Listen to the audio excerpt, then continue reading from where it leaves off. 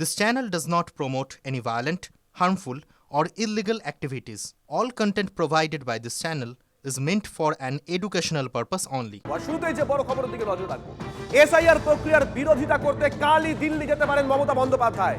সূত্র বলছে আগামীকাল সিঙ্গুরের সভার পরে দিল্লি যাবেন মুখ্যমন্ত্রী। জাতীয় স্তরে বিরোধিতাকে সর্বাত্মক করতেই দিল্লি যাবেন তিনি। তবে কবে যাবেন দিল্লি এখনো খোলসা করেননি মুখ্যমন্ত্রী। এসআইআর এ হয়রানি নিয়ে একাধিকবার সিইসি কে চিঠি দিয়েছেন মমতা। মৃতদের পরিবারের কয়েকজনকে নিয়েও দিল্লি যেতে পারেন তিনি। এসআইআর প্রক্রিয়ার বিরোধিতা করতে কালই দিল্লি যেতে পারেন মমতা। সূত্র বলছে কাল সিঙ্গুরের সভার পরে দিল্লি যাবেন মুখ্যমন্ত্রী। জাতীয় স্তরে বিরোধিতাকে সর্বাত্মক করতেই দিল্লিতে যাবেন বাংলার মুখ্যমন্ত্রী। ডিটেল নেব এখনো পর্যন্ত সূত্র কি বলছে দীক্ষা।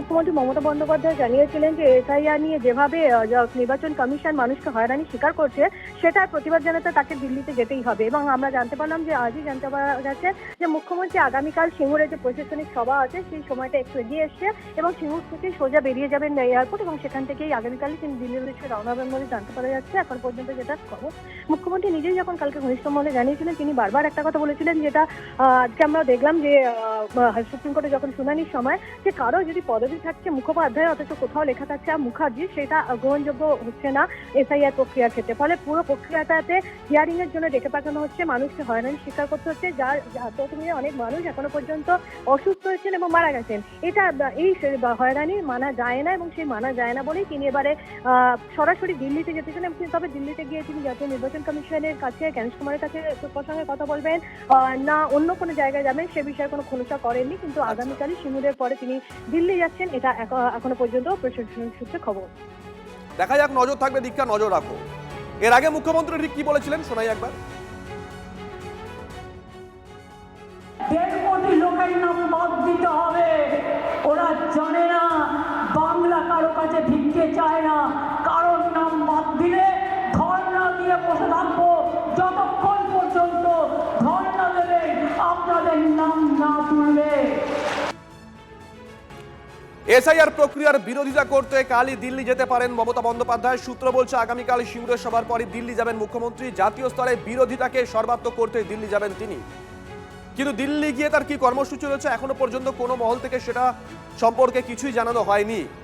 এসআইআর এ হয়রানি নিয়ে একাধিকবার অবশ্য এর আগে সিইসি কে চিঠি দিয়েছেন মমতা বন্দ্যোপাধ্যায়। মৃতদের পরিবারের কয়েকজনকে নিয়েও দিল্লি যেতে পারেন তিনি। এখনো পর্যন্ত সূত্র সে কথাই বলছে। পুরোটাই সূত্র মারফত জানতে পেরেছি আমরা। আগামীকাল সিঙ্গুরের সভার পরেই দিল্লি যেতে পারেন মমতা বন্দ্যোপাধ্যায়। দিল্লি যাওয়া নিয়ে অভিষেক বন্দ্যোপাধ্যায়ের আগে কি বলেছিলেন শোনাই। বাঙালি কি বুঝিয়ে দিয়ে এসছি, তোমার রাজনৈতিক বাবাকে গিয়ে বলবে বাংলার মানুষ মরবে আর তোমার কাছে আমি গোলাপ ফুল নিয়ে যাব। হ্যাঁ, তৈরি থাকো, তৈরি থাকো। আজ অভিষেক ব্যানার্জি গেছে, পরে মমতা ব্যানার্জি যাবে, তখন কে বাঁচাবে? পালানোর পথ খুঁজে পাবে না, পালানোর পথ খুঁজে পাবে না।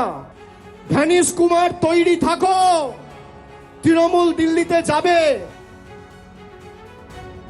মমতা বন্দ্যোপাধ্যায় আগামীকাল দিল্লি যাচ্ছেন, সূত্র সে কথাই বলছে। কিন্তু দিল্লিতে গিয়ে তার কি কর্মসূচি রয়েছে তা এখনো পর্যন্ত পরিষ্কার নয়। কোনো তরফ থেকে এই বিষয়ে এখনো পর্যন্ত কিছু জানানো হয়নি। কিন্তু অভিষেক বন্দ্যোপাধ্যায় যে বক্তব্য আপনাদেরকে শোনালাম, নির্বাচন সদন অভিষেক বন্দ্যোপাধ্যায় গেছিলেন, তারপর একটি জনসভা থেকে তিনি বলেছিলেন যে আজকে অভিষেক বন্দ্যোপাধ্যায় গেছে, কালকে মমতা বন্দ্যোপাধ্যায় দিল্লি যাবেন। তাহলে কি মমতা বন্দ্যোপাধ্যায় নির্বাচন সদনে যাবেন? এখনো পর্যন্ত কিন্তু এই প্রশ্ন উঠতে শুরু করেছে অভিষেক বন্দ্যোপাধ্যায়ের এই বক্তব্যের পর থেকে। কিন্তু মমতা বন্দ্যোপাধ্যায় আগামীকাল কখন দিল্লি যাবেন, দিল্লি গিয়ে তার কি কর্মসূচি রয়েছে এখনো পর্যন্ত পরিষ্কার করে কোনো মহল থেকে জানানো হয়নি। কিন্তু সূত্র যে কথা বলছে যে আগামীকাল সিঙ্গুরের সভার পরেই মুখ্যমন্ত্রী দিল্লি যাবেন।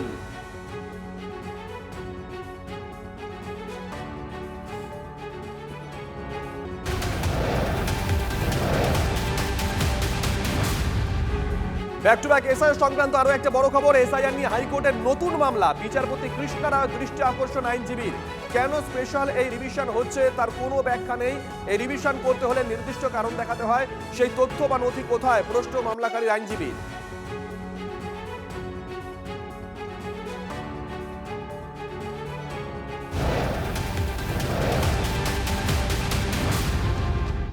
পরপর একের পর এক বড় খবর এসআইআর আবহে আজ নবান্ন অখিলেশের সঙ্গে বৈঠক মুখ্যমন্ত্রী দুপুরে দুজনের বৈঠক এমনটাই জানতে পেরেছি আমরা।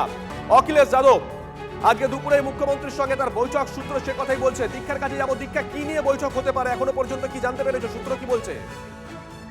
দেখো, একটার সময় অখিলেশ যাদব নবান্নে আসবেন, একটার পরে তার মুখ্যমন্ত্রীর সাথে 1-to-1 বৈঠক আছে। মূলত মনে করা হচ্ছে মুখ্যমন্ত্রী মমতা বন্দ্যোপাধ্যায় যখনই দিল্লি গেছেন বা অখিলেশ যাদব এখানে এসেছেন, তখন মুখ্যমন্ত্রী মমতা বন্দ্যোপাধ্যায়ের সঙ্গে তিনি কথা বলেছেন, দেখাও করেছেন। এমনকি আমরা দেখেছিলাম যে 21শে জুলাইয়ের মঞ্চে, 2 বছর আগে 21শে জুলাইয়ের মঞ্চেও অখিলেশ যাদব এসেছিলেন। অর্থাৎ এসআইআর প্রক্রিয়া নিয়ে কিন্তু আমরা জানি যে আমাদের এ রাজ্যেও যেমন প্রচুর নাম বাদ যাচ্ছে, যোগী রাজ্য যেটাকে কোট আনকোট তৃণমূল সরকার বা তৃণমূল কংগ্রেসের তরফ থেকে ডবল ইঞ্জিন সরকার বলা হয়ে থাকে, সেখানে প্রায় 3 কোটির মতো নাম বাদ দিয়েছে।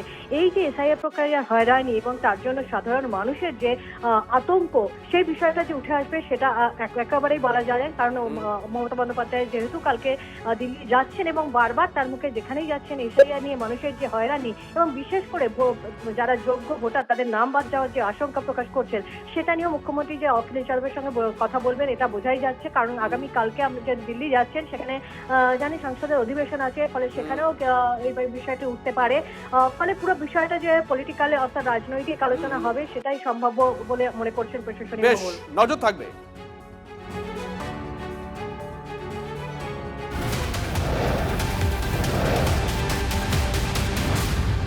এদিকে আজ দুপুরে নবান্নে মুখ্যমন্ত্রীর সঙ্গে বৈঠক, তার আগে কালীঘাটে পুজো দিলেন সস্ত্রীক অখিলেশ যাদব, সঙ্গে ছিলেন জয়া বচ্চনের। ছবি দেখাবো আপনাদের।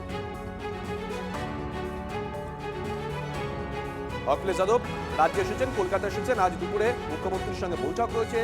সেই বৈঠকে কি উঠে আসে, কোনো যৌথ সাংবাদিক বৈঠক হয় কিনা, অবশ্যই সেদিকে নজর থাকবে। কিন্তু তার আগে কালীঘাটে আজকে পুজো দিলেন সস্ত্রীক অখিলেশ যাদব, সঙ্গে ছিলেন জয়া বচ্চন। সেই ছবি আপনাদেরকে আমরা দেখাচ্ছি।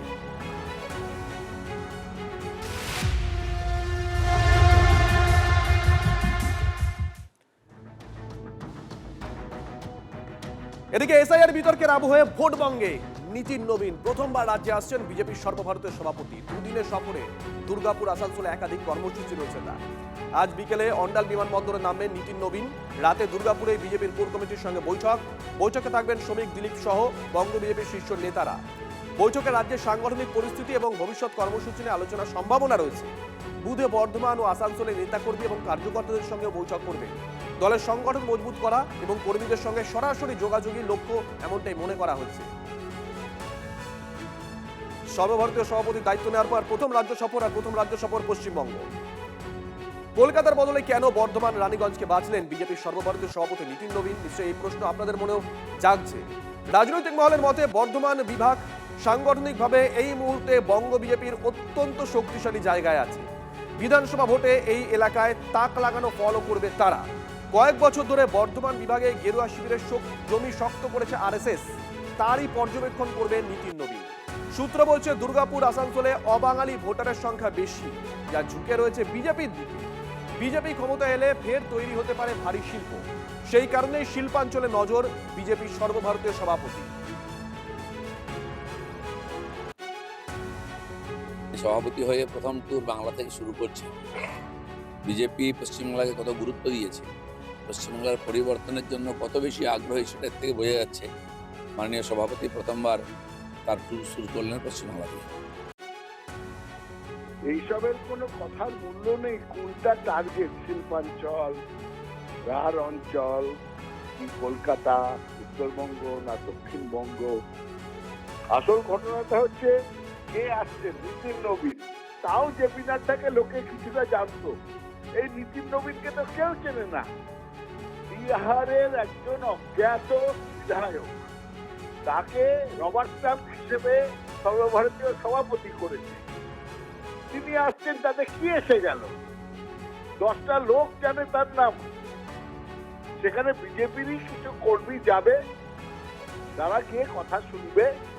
এতে বাংলার রাজনীতিতে কিছু যায় আসবে না, এইটুকুনি আমরা বলে দিতে পারি।